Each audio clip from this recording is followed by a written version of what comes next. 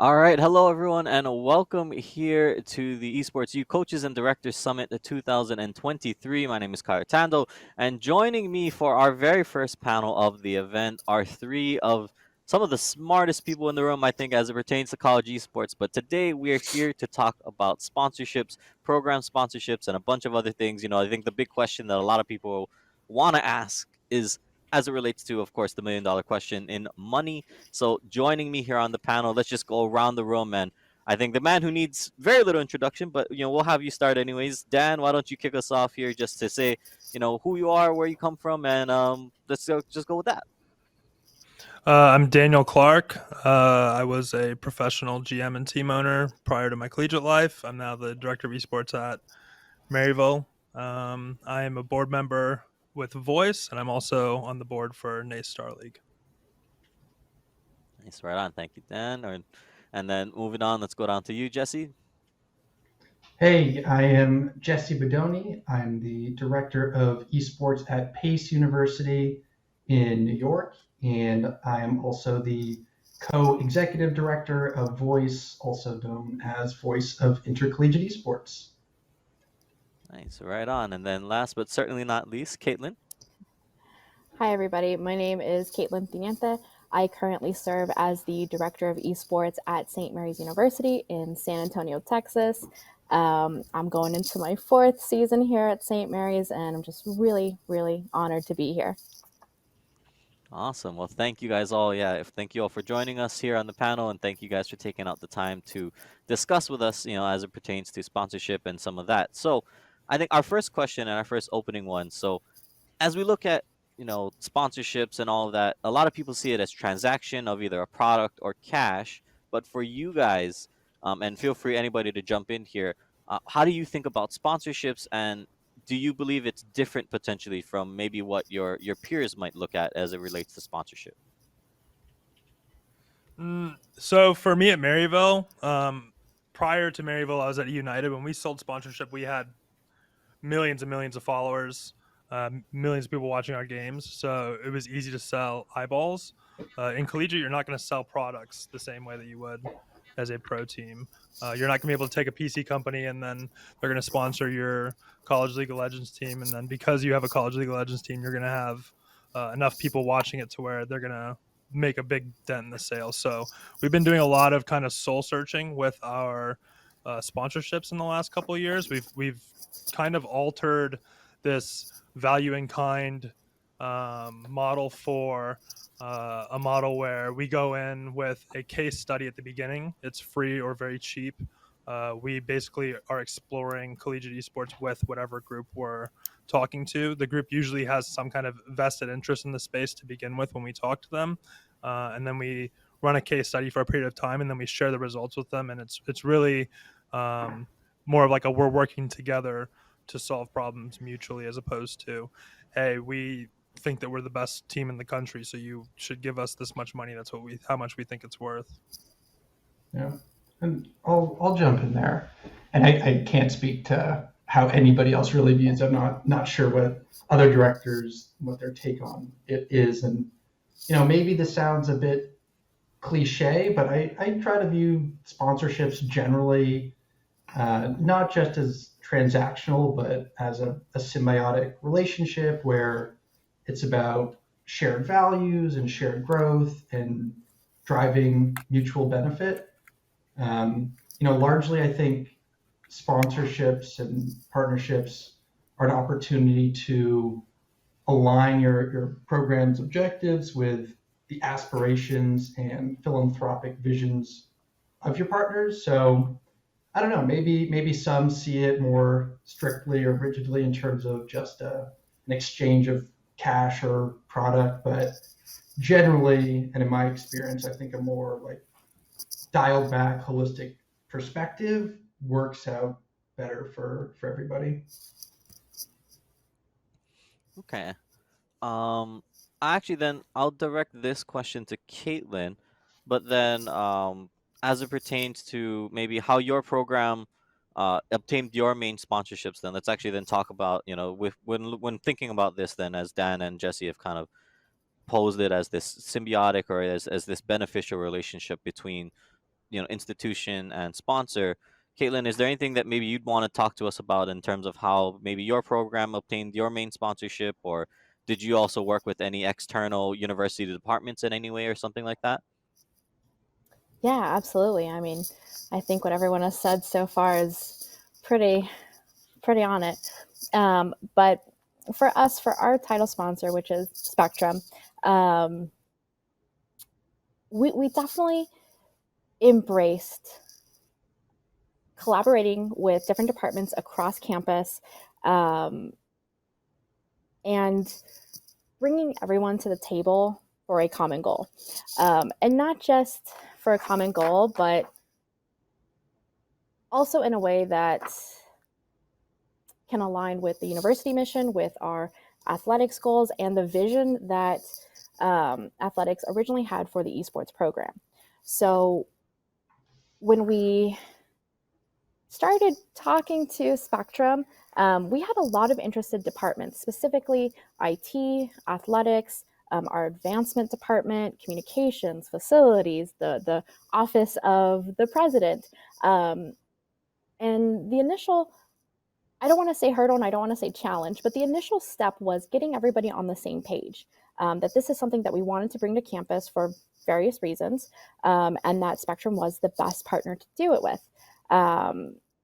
When we got to the table with Spectrum, what we found very quickly is that they aligned with our university mission. And more importantly, they aligned with our ideas of investment of time, investments of faith, and investments of believing in what we're trying to achieve here, as well as monetary investments. What we wanted to build was not just a place for students to compete in esports titles, but we wanted to see how does esports operate in a scholastic and athletics space. So with the Spectrum sponsorship, every single year we do a check-in, and it's basically laying out for our sponsor every single way this sponsorship was able to positively affect students. And that can come in a lot of different forms, whether it's the equipment that we use, the space that we use for our student staff, whether it's need-based scholarships for health insurance, any number of things that we were able to positively affect. And it doesn't end there, right? We have to continue working with various departments on campus for really everything related to this, whether it be building out the space with facilities, IT, whether it be the marketing and the press releases that we publish with our communications department, or, and maybe this sounds a little silly a couple of years later, but our virtual unveiling of our sponsor and the arena, we had to come up with a quick solution because it was the first 2 weeks of lockdown. So with the sponsorship, it could not have been accomplished without our partners across campus and their continued support and their continued belief in what we're trying to achieve. And more importantly, how this can benefit students' college experience, but also their lives. So I know that's a lot of words, but again, it's not just one person. It's teams of people who were able to bring this idea and this sponsorship to life. And it is still, I mean, I'm in the Spectrum Esports Arena right now, and it's still, we see it every day. No, I think that's awesome and that's amazing to hear. And I think actually let's expand on that a little bit more. I do want to kind of open that up to either Jesse or Dan to kind of also comment on. But one of the things I think that really stood out or that will stand out, right, is how that sponsorship impacts and affects the quality of life for the students, right? How does it give them things that they otherwise wouldn't have had or anything like that? So, open up to the rest of the floor here. But is there anything that any of you guys would want to speak to about how, some of your sponsorships or, the finding the sponsors or anything is currently actively helping your students, right? Or is there anything that you guys, any examples maybe we can pull from that shows kind of that same mentality or that same mindset? Up until this point, our sponsorships, because we are a very varsity focused school, have been very focused on like the performance of our top players within our program.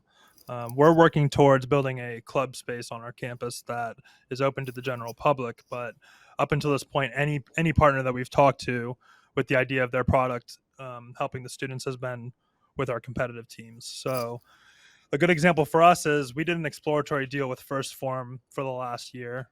First Form is owned by Supplement Superstore. It's their brand for supplements, protein, all kinds of things.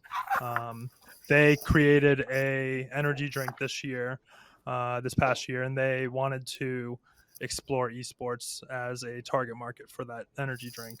We were introduced to them through that conversation, and from there it became a conversation not only about how we can help them kind of penetrate the market with the energy drink, but how can their other products help our students' daily lives? How can we help our students go down the path of becoming healthier individuals and growing as individuals through this partnership? And so for the last year, we've been working with them. They bring us meat sticks, protein bars, energy drinks, supplement rounds, whatever our guys need.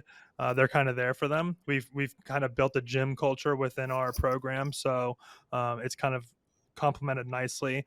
There was also a day leading into our playoff season this past year where our whole program got to go over to their 200,000 square foot compound, and we were put through a team workout by one of their influencer managers. So it's been really nice to like kind of through a exploratory partnership find ways to help impact our students' daily lives and the health when we're talking about a sport where it's very easy to become unhealthy when you're pursuing it.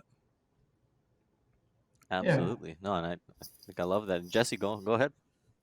Yeah, I'll just jump in briefly. And I think so. We've had two key donors, one for each of our campuses. We have one campus, which is in lower Manhattan, sort of right in the heart of the city there, and then one that's an hour north in Westchester.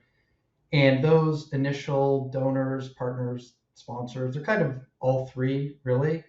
I mean, when it comes to enhancing our students' experience, specifically those within our esports program, I mean, they were foundational, instrumental, essential to everything we were doing because it was their generosity and their donations that led to the development of both of our esports centers on campus. So directly, their contributions provided access to resources for students, spaces for them to play, to build community, to meet friends, to compete. So hugely and directly impactful would be my response. No, that's awesome. I think then where I would want the next question then I think we would have on the list here that I want to bring up is looking at then so we've talked about some of the the ways that we've started up, right? How you guys have kind of built some of your sponsorships or found some of those foundational things.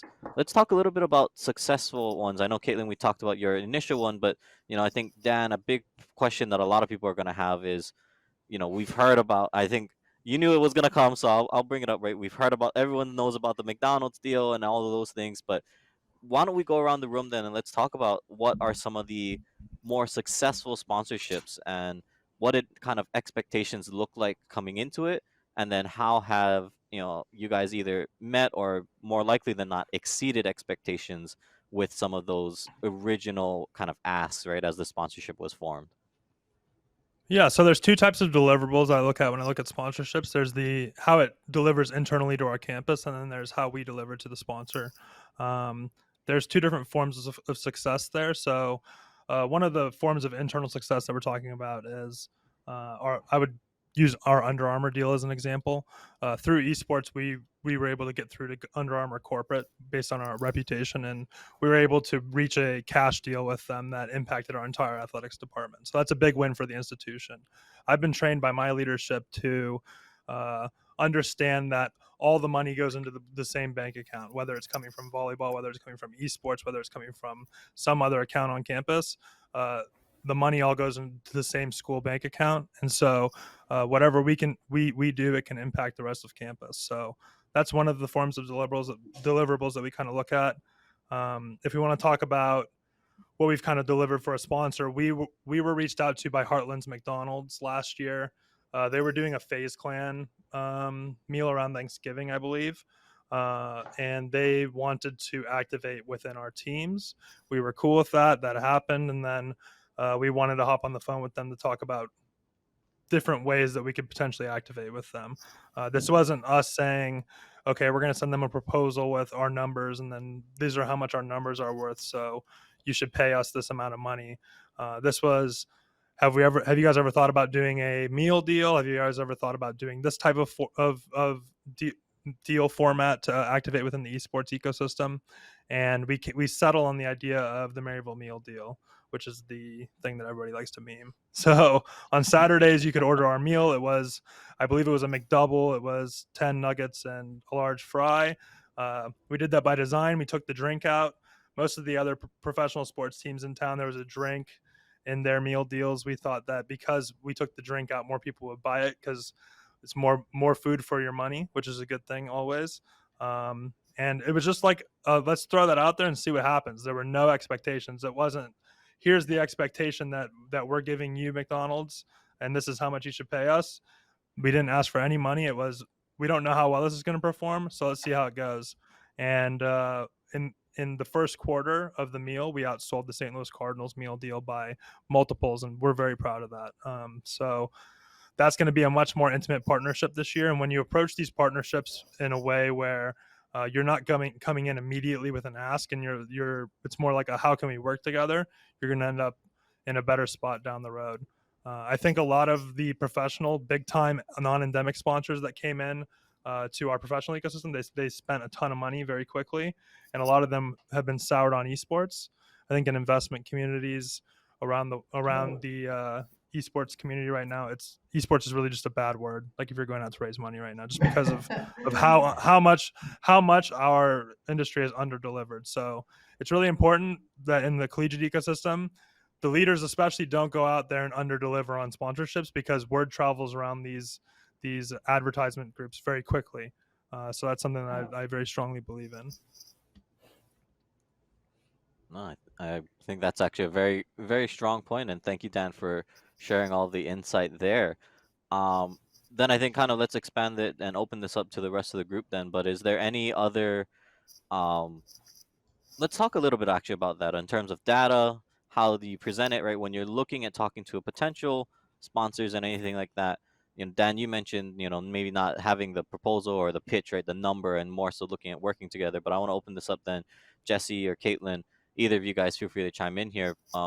Is there anything that you guys present then in terms of when you guys are looking to talk to partners or brands or sponsors or things like that? What is that initial set of either data, or what is that initial set of, documentation potentially look like to you guys when you guys are out there talking to people?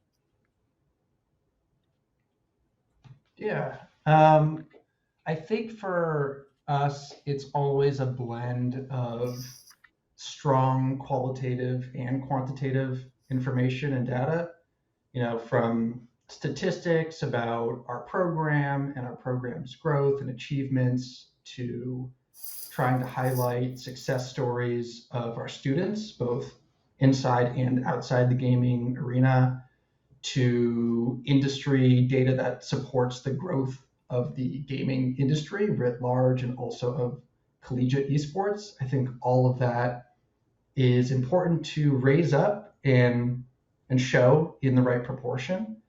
But then alongside the hard numbers, I think crafting really engaging narratives and stories that paint a specific picture of how your partner or sponsors, how their contributions will benefit the students and enhance their experience, how it's going to benefit the school, how it's going to benefit the esports program, but also benefit themselves. And using the data to illustrate that and be specific and help them understand it, super, super important. And I think specifically for us, we've used visual aids like infographics. We've done videos and generic PowerPoints to help convey both sides of the data set, the quantitative and the qualitative. But just making them understand it in whatever way you can, leveraging data, I think is what's important there. Awesome. Right on. Well, then I think this next question for maybe Kaitlin then here, with that in mind, if let's or going back, or let's rewind the clock here, if you're a first year program, right, if you have to start up again, or is there any advice you maybe give to directors or coaches who are in their first year, looking to either add value to their students or just simply to obtain resources? Is there any advice you'd maybe give to somebody who's just kind of starting out, just coming back out the gate? Sure. I think number one is feedback. Don't be afraid to ask people questions, and specifically your students. Talk to your students, get their feedback. What are some of the things that they want to see? Like, if you were to ask them, hey, what's on your wish list? What would be the ideal esports program for you? Take note of some of those things, because I bet you some of those you can accomplish. But also, speak to the people in your department, and same thing, get their feedback, see what their perspective is, and go from there. I don't necessarily believe in a one size fits all. I think when it comes to sponsorships and partnerships, you got to find what works for you and specifically for your needs.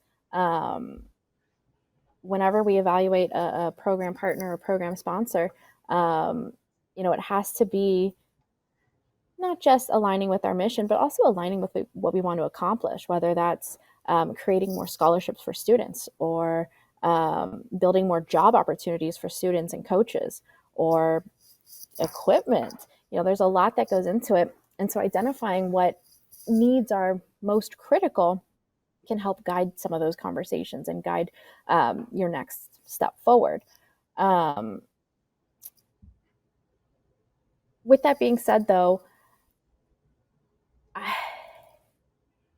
I don't think you have to go for the big sponsor every single time. I think if you find a sponsor that helps with one specific need, pursue that. Because again, at the end of the day, what really matters is how this is going to benefit your students, your program, your department, your school. And I mean, again, every sponsor, every partner is different. What they're looking for in this relationship as well may also be different. And so, yeah, I think some of the best ideas that we've ever had for how we want to build out this program and how we want to do things and how we want to operate come from some pretty unlikely folks across campus who say things like, hey, wouldn't it be kind of cool if we could do this? Or have you considered this? Or why do we do X, Y, and Z? So I think feedback is key to any director who's in their first year, especially if you're stepping into either a new program or a program that's been established. Right on. No, absolutely. I think hearing from the people themselves, right, or hearing from your constituents, the students. But I think to that point, right, to speaking and hearing from administration, the school, right, all the other stakeholders that might be in the area. But then I think talking to that, right, some of the biggest stakeholders or some of the biggest people who want to see a program succeed and grow are, I think, some of the alumni or, non-alumni donors, but people that really just want to see a school succeed. So I think opening this one up as well, or maybe Jesse, you might have some of the insight on this, but is there any advice anyone would give then to looking for alumni or non-alumni donor support or things like that? Is there any specific place any of these directors should start, if they're looking for support from those kind of realms? Yeah, definitely. So a little bit of context. So, we have two campuses, as I mentioned earlier. We had two primary donors, one for each campus. One was a company sponsor called American Technology Services, whose CEO was a PACE alum. And then the other was an individual whose grandson currently attends PACE and was in our esports program. And both of these arrangements that we ended up securing were totally custom, but centered largely around naming rights for each of our esports centers, respectively. But sort of the linchpin in that process and why it turned out so successfully was that we were fortunate, and I was fortunate enough to work very closely with PACE's, what are they called? The Office of Development and Alumni Relations, I believe. I always get that wrong, but something like that. And collaborating with Gary, who's our VP, who's awesome and an amazing guy and super good at what he does, was instrumental. So for me, in my experience, working with our alumni relations department, which is, that's a department that exists probably, I would imagine, on every university campus everywhere, is completely crucial. I mean, their entire department and their career's worth of expertise is cultivated around exactly what we're talking about today, which is sort of the art of securing partners and sponsors to further the missions of your programs and the mission of the institution. So not working with them, conversely, is maybe an oversight. So I would definitely start there, and then work with them in a way that makes sense. I think in our instance, I provided a lot of the esports information, and then they helped with a lot of the networking. But we created a compelling narrative. We highlighted how esports isn't just a game, but it's a tool for personal, academic, vocational growth. And that for us, it wasn't just about funds, but rather it was about aligning with sponsors and partners and donors, in this case, who shared the vision for our program. So definitely 100% reach out to your alumni relations department, as if you're trying to go the donor route. That's where I would start for sure.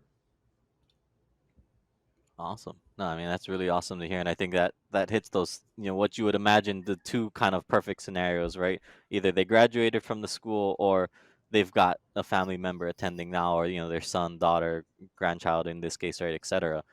Um, let's move it then, Dan. I'm gonna call on you for this one now, but we've heard, I think, now from right Kaitlin offering advice for people just starting out, Jesse having some great insight here and working with alumni and others.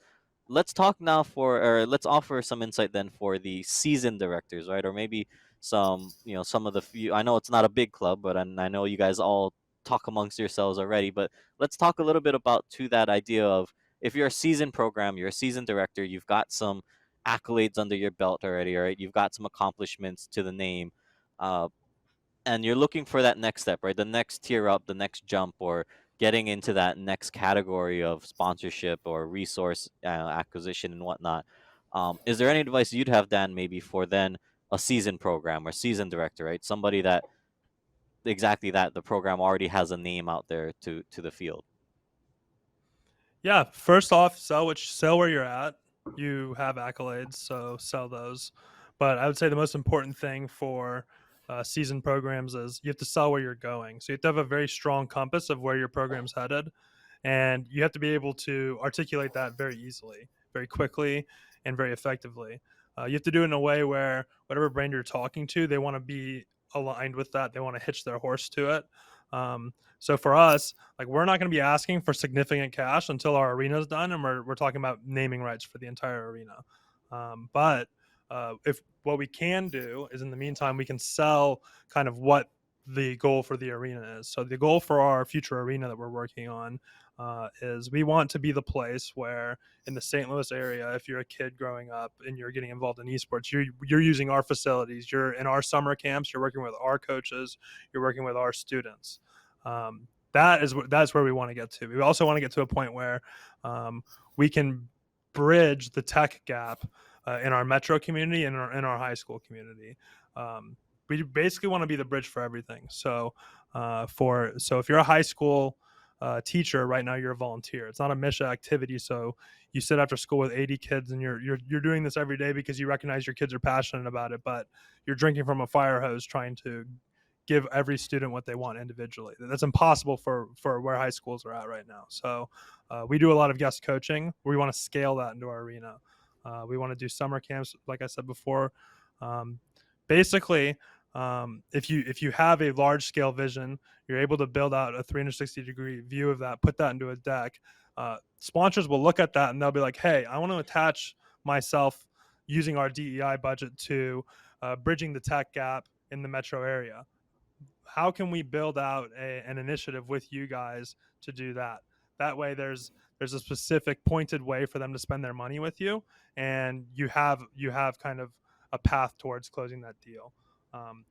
What I see a lot of seasoned programs do is they'll go out and they'll be like, hey, we won the national championship, so that means that should get us some money this year, right? Or it's like, we have this many followers on Twitter, or the one Riot broadcast that we were on that had 40,000 viewers this year means that we should be able to get this sponsorship because our jersey was on that screen for X amount of time. That's not going to work at this level. Like, that's something that the pro side is struggling with, and they get millions and millions of views right now. So you have to think differently. You have to think in an initiative way, and yeah, you have to just make sure that you have a very strong compass, a very strong idea of where your program is going, and that's what has to be sold if you have some stuff under your belt. Oh, I like that. The long-term vision, or getting everybody to the same table, or getting everyone to understand where you're going, is, I think, a very big thing. I actually want to then open this up, and maybe Jesse, and we can go to Kaitlin. Actually, let's bring you back into the equation here. Would you want to share maybe what you guys are doing at St. Mary's, and kind of in that same vein, what is that vision for you guys, and how is that helping you guys kind of grow your program, grow its resource base, right, and all of that, of what the vision looks like moving forward, or what you guys are planning for down the road? Sure. For us right now, what we're really focusing on and pouring some more resources in is our work opportunities for students and for coaches. So we've been working with our financial aid office to build more jobs for federal work study, so that students who qualify for federal work study can work in esports, specifically on our broadcasts. And then additionally, they can use that experience to work on traditional sports broadcasts right the building over. Another part of that is not just the federal work study piece, but also building out the student worker piece. Finding creative solutions to pay more students for the work that they do, because I believe the work that they do is highly specialized, and it's important that they learn that the things that they do, that time that they spend, has a monetary value. So that's where we're at. Not to say that we're not focusing on competition, because that's where the other part of these jobs comes in, is building out more coaching jobs in our program for coaches who are subject matter experts in one specific thing, whether that be Rocket League or League of Legends or Rainbow Six Siege, but additionally building out roles such as our scouting and recruitment coach. Her entire job is just scouting and recruitment. She's the first person that a lot of our prospects will speak to, and she is the person who does a lot of the evaluating of these prospective athletes. I think that as we build out a lot more of these opportunities for students and for coaches, it will allow us to bring on more students, bring on more student athletes. It'll allow us to be a better resource for the high schools and middle schools, private schools, any kind of scholastic entity within our city, within our region, because again, I don't think you can pour from an empty cup. So I want to make sure what we can provide is specific to that educator, specific to that group, and that it is a quality resource. And can't do that unless we, have pretty good footing where we're standing now. So that's what our future looks like. It's not going to happen overnight, but we're in it for the long haul. No, right on. I think we're all here for the long haul, so I agree with you there. And I love, or at least from my side, I love hearing anytime I get to hear about students working on broadcast and media. But that's more, I think, from me, my side, my personal anecdotes. I'm not going to jump too much in because we are still here to talk about sponsorship. But obviously, awesome. Really love hearing about all of that and what you guys are doing there too. Um, Real quick, Jesse, I have the same question to you. More than happy to hear. But while Jesse is talking.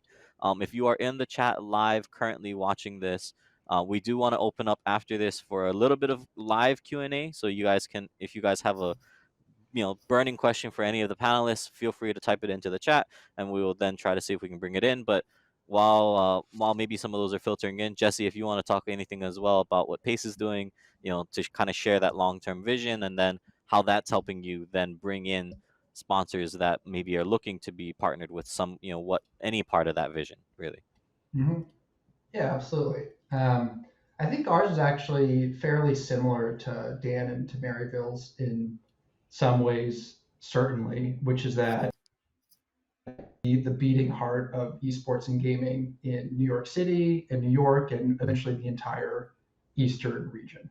That's in a nutshell our goals and our vision and our aspirations. And for us, what that looks like specifically is building out esports and gaming in all ways and all angles, pretty much, from finding ways to get in at the middle school and high school level and support the grassroots efforts regionally around us.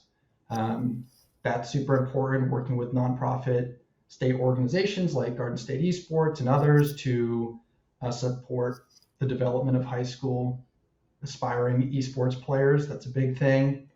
Then, sort of as Kaitlin was touching on, working with the mayor's office and the state to do some cool stuff around vocational opportunities, games industry stuff, driving more games industry business to New York City, and then finding creative and appropriate ways to attach those opportunities to students at Pace and also other collegiate programs in the area.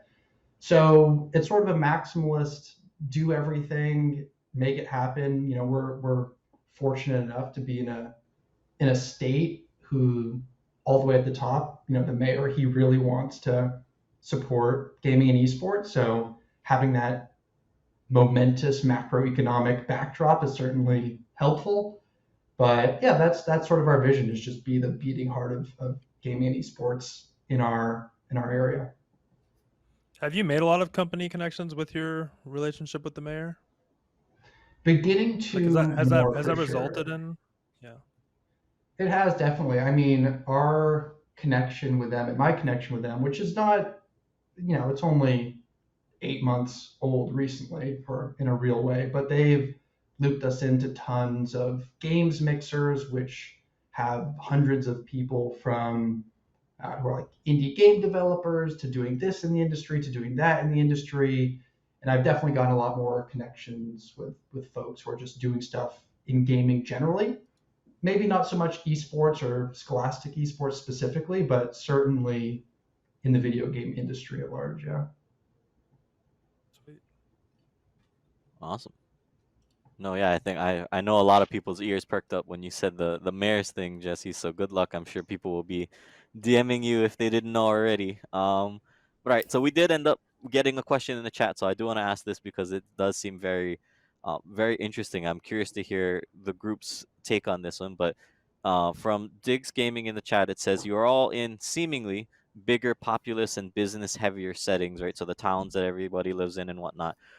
Do you guys have any recommendations for those in smaller areas to approach sponsors?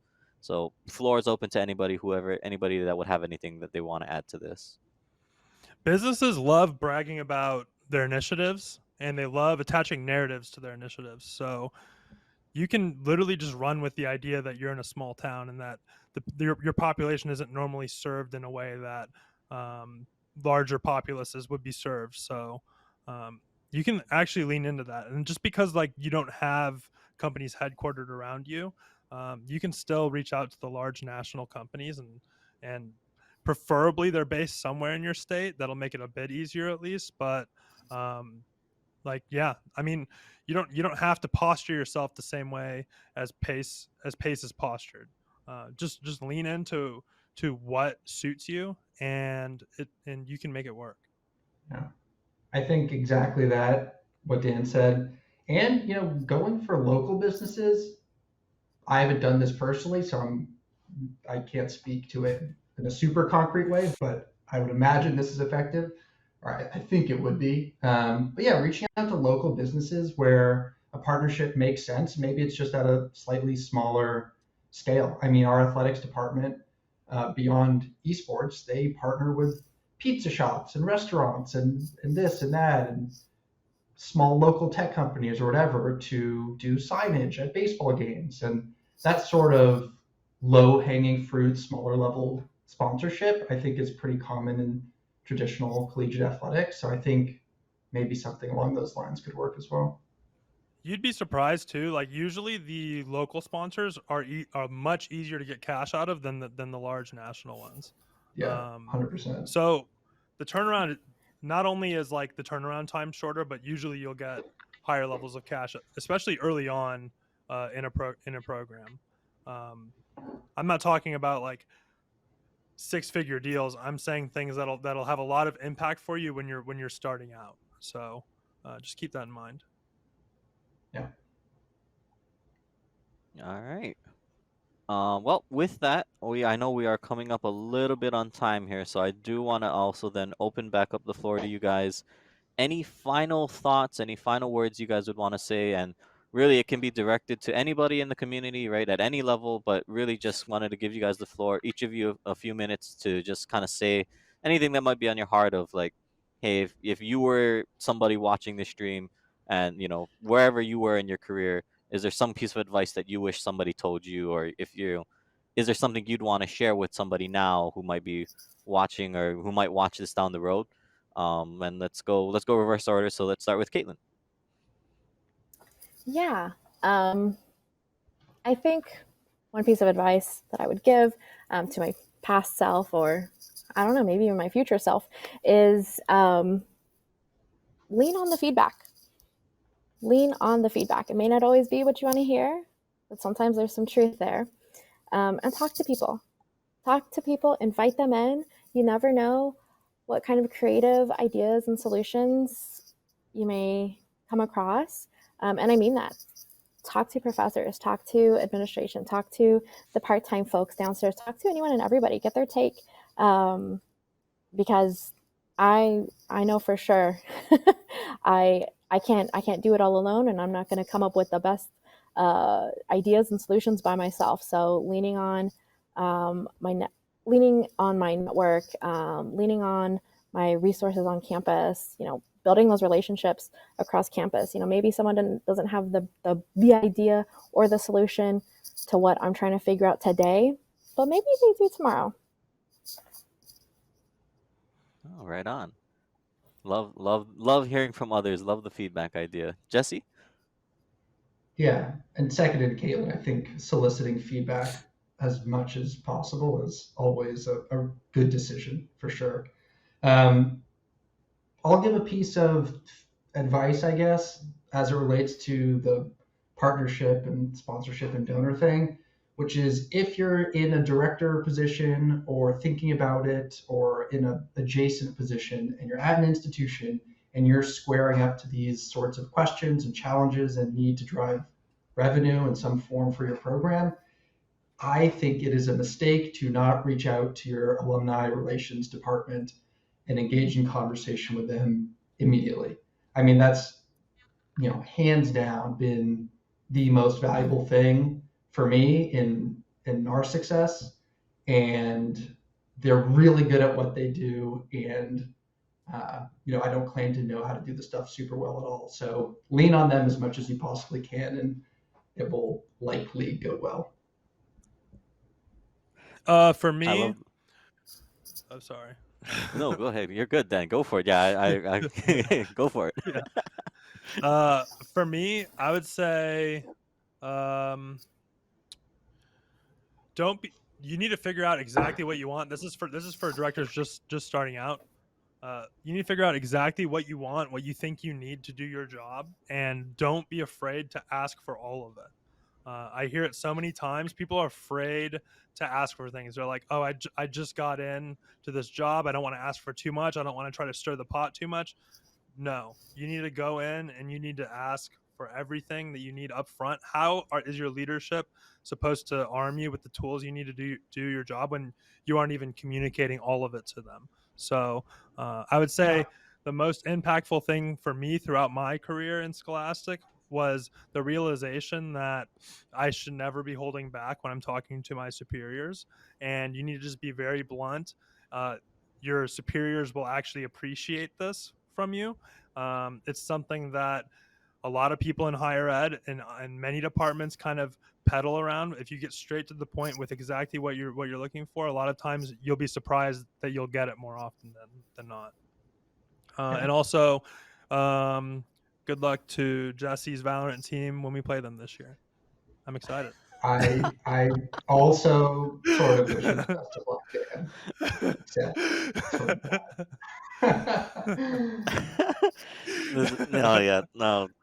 I think a good luck to a lot of people that are gonna have to play your team this year, Dan. You guys are gunning for that. understatement.